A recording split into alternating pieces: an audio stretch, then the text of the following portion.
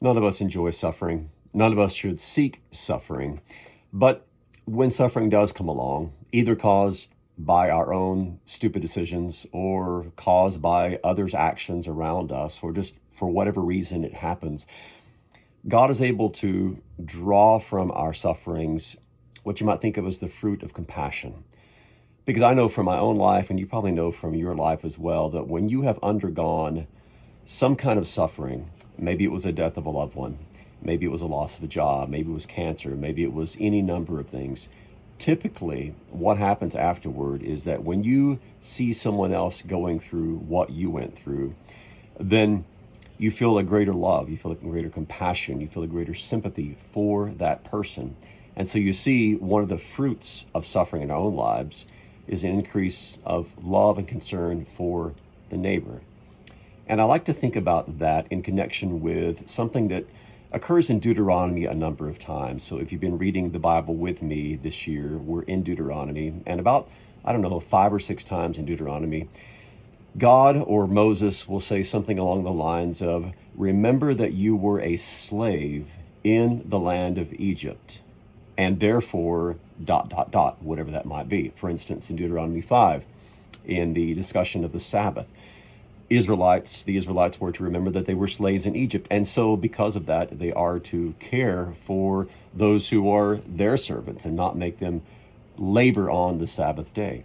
Or in the chapters that we read today, Deuteronomy 15, you are to remember that you were a slave in Egypt. And so on the sabbatical year, that every 7th year, then they are to not only release those who were servants, fellow Hebrews who were servants because of debts, but they're also actually to provide for them, to give them things that they can have and take with them when they leave the service of their master. And the same phrase occurs multiple other times as well.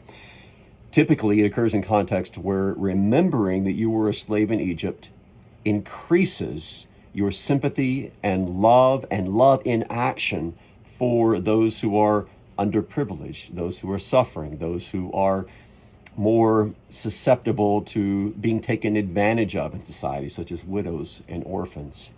So there's that element of suffering producing a horizontal effect of increased love and compassion for those who are around us. And that very much is rooted in kind of the theology, not only of Deuteronomy, but of the Bible in general.